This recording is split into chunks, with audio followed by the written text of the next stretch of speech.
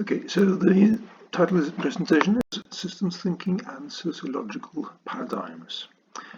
And the problem I'm trying to address here is how to implement TQM in oppressive organizations, as seen in this blue diagram, this blue picture. Now, total quality management, for example, has done a lot to improve process design, but can be criticized for ignoring vital structural issues and politics of organizations. This is a saying from Michael Jackson in his in the 2003 book. But at this stage, Jackson and Flynn had already written quite a lot about how to address the implementation of total quality management through critical systems thinking. First, this yellow book, Creative Problem Solving, which defined the total system interventions method for doing things like implementing total quality management, and they use this as a case. And then a couple of years later, Flood wrote this book Beyond the TQM, which is a book specifically about how to implement TQM using TSI. And then we also have this book by Buckford. This is the second edition. It has come in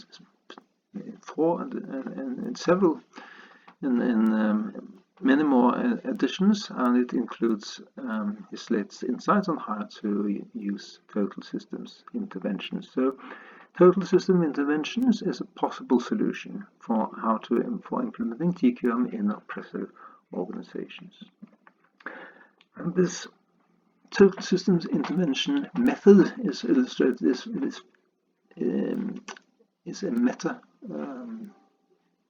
methodology for implementing, for making use of various sorts of methods in order to implement something like TQM. It starts by defining, we have to address what's called the mess at the center, the problem, or what is an unstructured problem called a mess. And then this is addressed through 3 stages. The first stage is called creativity, and it consists of making use of the theory of Gareth Morgan on metaphors in order to how to get an understanding of the organization and the problem. And then the next stage, next phase, once we have found one or more reasonable metaphors, these metaphors are linked with sociological paradigms, which define spaces of methodologies and proper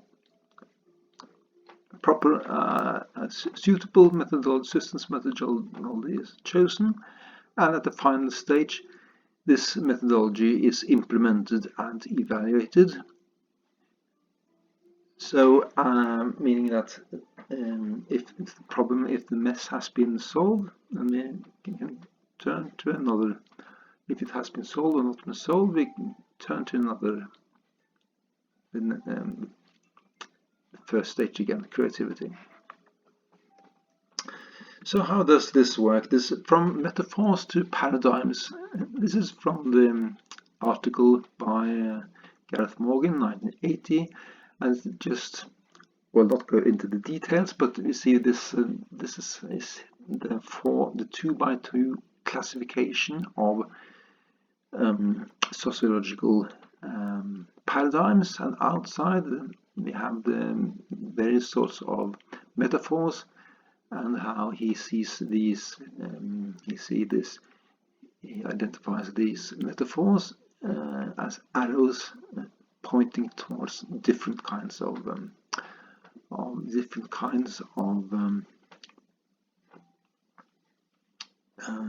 theories and methods within these different paradigms: the functionalist paradigm, the interpretive paradigm, the radical humanist paradigm, and the radical structuralist paradigm. Now, in order to work more specifically on how this makes sense in the context of systems thinking, here is something I found very useful. It's Frank Stahl's classification of systems use of this diagram for positioning soft systems, such as soft systems methodology and AIM, appreciative inquiry methodology method, psycholearning, and in this bottom left corner of the diagram. Now, this the way Stahl, this is as he also explains in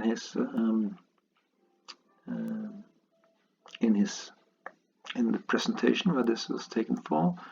This is based on the Burrell-Morgan classification, but I think it's in my understanding, it is not exactly the way they present it. This is Stahl's interpretation of the, like when he talks about Descartes, Marx, and Foucault on the upper right and critical theory. I think actually Burrell-Morgan place critical theory and Frankfurt School on the left side, but nevertheless, that could be. I think Stahl may actually have points, good points, in good reasons for putting it the way he does, and that has to do with, that is something that also Jackson noticed, that when Alvesen and Dietz made their very similar type of diagram some years late 1996, they replaced their idea was to, what they found important was to distinguish, to focus on postmodernism and critical theory, and how so rather than talking about radical humanism, they talk about postmodernism and radical structuralism, critical theory. So from this perspective, I think Stahl is very, very good. It's a very good point. In the way the postmodernists are different, have a different perspective on the critical theorists. This is the same sort of classification that also Jackson made use of when he developed his in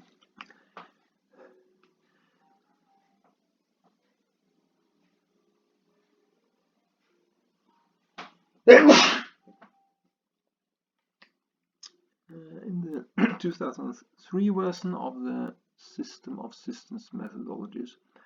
Now this is the this is the classification of here I have looked at all sorts of system methodologies. I classify them according to these two different sets of dimensions. It's dimensional systems, where they are simple or complex, and dimensional participants, whether it's unitary, pluralist, or cohesive, meaning unitary, that there is total agreement on what the problem is; pluralist, that that's uncertainty, that there's need for discussion in order to find out what the problem is; and cohesive, if there is a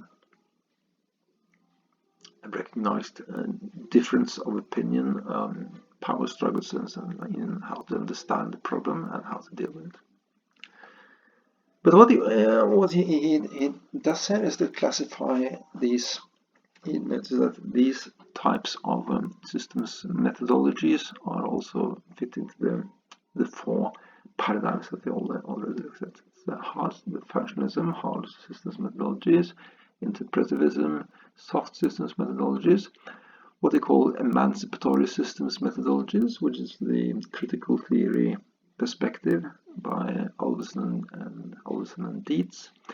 And then we have postmodern systems methodologies.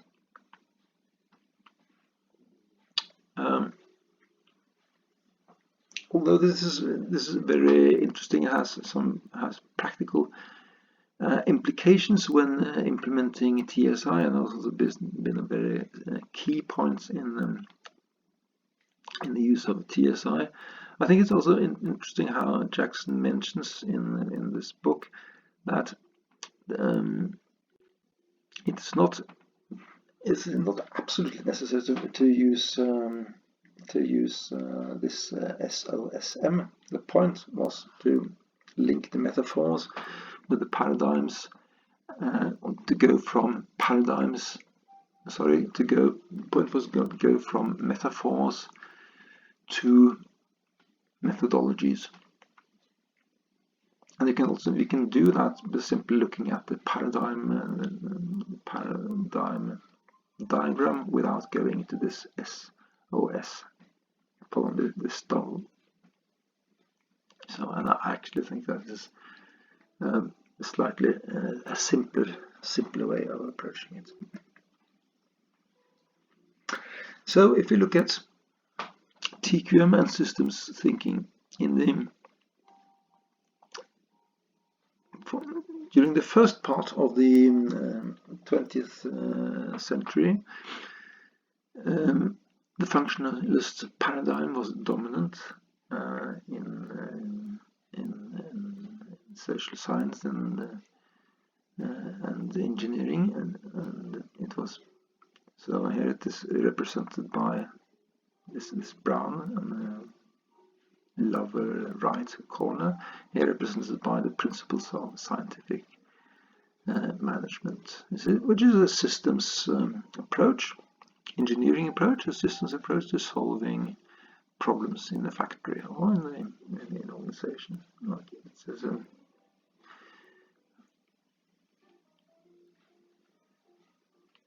it's a scientific approach that later became management science operations research. But in the 1970s there was in the late 60s, the 70s and 80s, there were a reaction to this, and in order to, it was necessary to understand not only the technical aspects but also as the problems grew complex, it was necessary to understand that we all understood what the problem was. So that was the I think that contributed much to the development of the interpretive paradigm, and then the dominant metaphors within the systems community got more in the direction of culture and politics. Culture and politics, you have to understand the human dimension. But then in the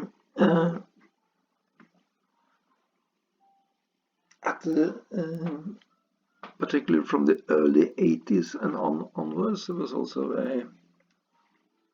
a reaction, people finding that this interpretive paradigm was too cautious in order to understand the problems, the political challenges. They looked towards critical theory, and it was a development of, I would say, a development of soft systems methodology towards more radical change by looking at soft system from a Marxist perspective, or like in critical theory of Frankfurt School. But also, as I said here, French existentialism, anarchist individualism, and post-modernism. So this was an important development from the 1980s, and it started with critical theory and got more into postmodernism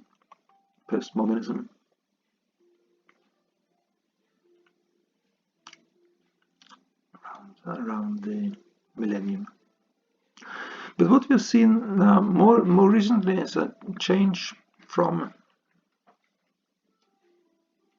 postmodernism towards a realist perspective, symbolized by this by John Mingus. written extensively, and one of the leading systems thinkers within this new tradition of thinking about realism, critical realism. I think that that's a better. Critical realism is probably a better word than radical structuralism, because structuralism is in my opinion,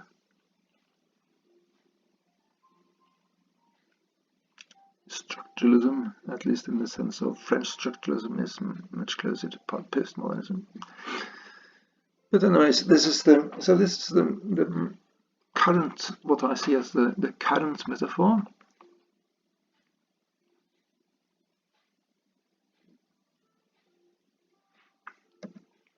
But unfortunately, at least the way I see it, I think the intentions of critical realism were good.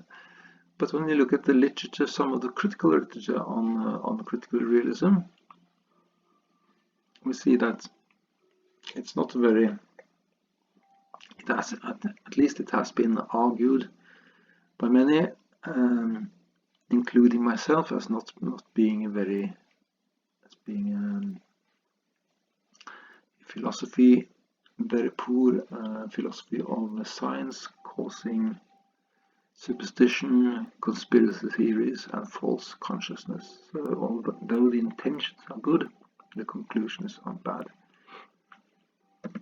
And I will argue what we actually need is not critical realism, and what we need is the exact opposite, which I believe is best understood through the perspective of Bas van Fraasen's constructive empiricism. Now, unlike critical realism, this is a non-realist perspective, meaning that it means that the only thing we can know, purpose of producing of theories and models, is not to discover the truth, but some models are better than other models. So the models we're looking for useful models. So that means also that we can never know if a model, if a scientific understanding is complete, but we can always we have the best knowledge at a given time. It can be empirically adequate or true with respect to certain measurements, with empirically adequate, but we don't know what outside this domain we can say whether it's true or not. So we can say, so it's more like not an atheist, but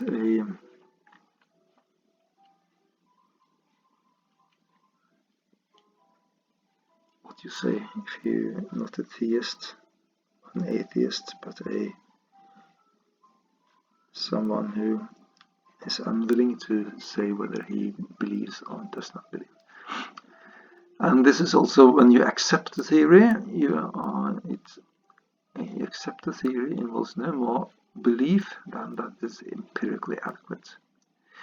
So you only accept it based on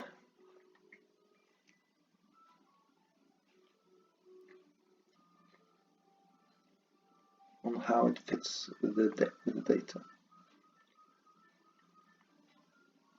There are many models that fit with the data, so you choose one that seems based on simplicity or whatever. But it's only you look at the empirical evidence. Now I think this is really interesting because this is a constructive way, which is also the basis for soft systems thinking. So I think this is a much better way of understanding contemporary systems theory than the one by John Mingus. It's the exact opposite. The one argued by Peter Checkland, Starwell and others. I also think if you're going to look at things like implementing TQM in oppressive organizations, it is not necessary to say that this is really oppressive. To say that this is the truth and nothing but this is an oppressive organization. That is the truth and nothing but the truth, because everything is very complicated. But what we can look at through this perspective is to identify with the people who claim to be oppressed, and we can work with them and look at how they understand the world, and develop models from their perspective, and use that as a basis for developing TQM. It does not mean that the organization is not oppressive, but it does not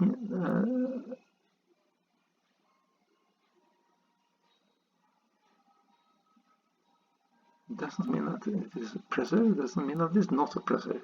It only means that from the perspective of the man lying on the floor, it feels like an oppressive organization, and that is part of his worldview, and that is the part we want to model and understand using SSM, using soft. So I think this is an interesting way.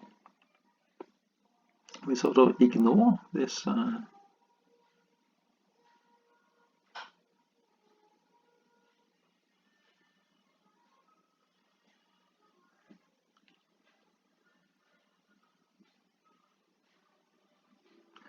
so it's a bit like when you look at how hermeneutics started with reading the Bible and the law. Now we want to use hermeneutics for reading Marx and Adorno. Marx, Adorno, Horkheimer, Marx and Adorno. We're interested in people, in what these books, more like how big books that have to be interpreted in ways in order to make sense.